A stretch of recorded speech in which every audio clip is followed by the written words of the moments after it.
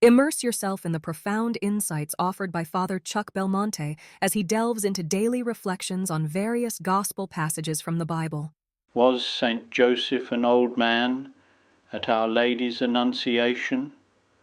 The Gospels do not tell us anything about Saint Joseph's age at the time of his betrothal to Mary. He must have been some years older than she was, but not by much. There are many reasons to suppose that Our Lady married a young man. One of them is that it would be the normal course of events.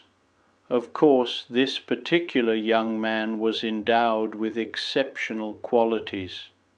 It is the apocryphal Gospels that describe for us events that are incredible in the full sense of the word. They try to fill in the details that the evangelists did not mention with unbridled fantasy. They tell us that Joseph was an ugly widower to offer better safeguards for Mary's virginity. These ideas were accepted by some of the ancient writers, especially Saint Epiphanius.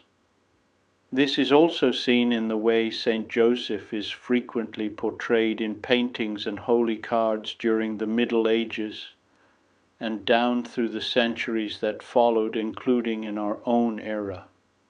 However, the oldest surviving depictions follow a completely different path from this apocryphal image, representing Mary's spouse instead as a young and vigorous man.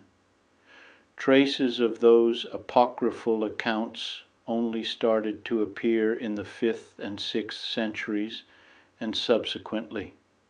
Various historians and archaeologists have noted this.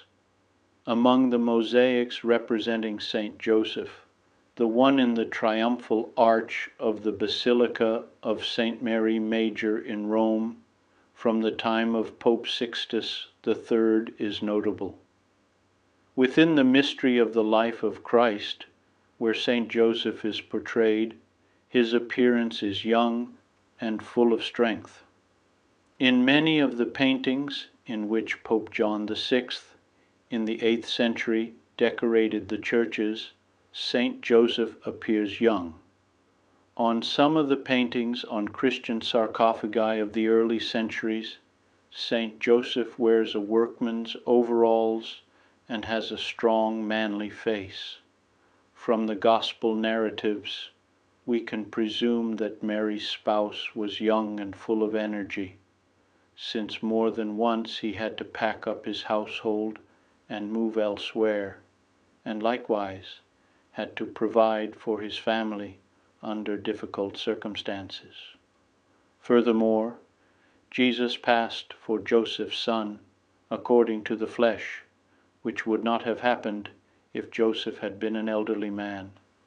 Saint Josemaria writes, I don't agree with the traditional picture of Saint Joseph as an old man, even though it may have been prompted by a desire to emphasize the perpetual virginity of Mary. I see him as a strong young man, perhaps a few years older than Our Lady, but in the prime of his life and work. You don't have to wait to be old or lifeless to practice the virtue of chastity. Purity comes from love, and the strength and gaiety of youth are no obstacle for noble love. Joseph had a young heart and a young body when he married Mary, when he learned of the mystery of her divine motherhood, when he lived in her company, respecting the integrity God wished to give the world as one more sign that he had come to share the life of his creatures. I would be delighted to extend an invitation to you once again tomorrow for another insightful reflection on the Gospel by Father Belmonte.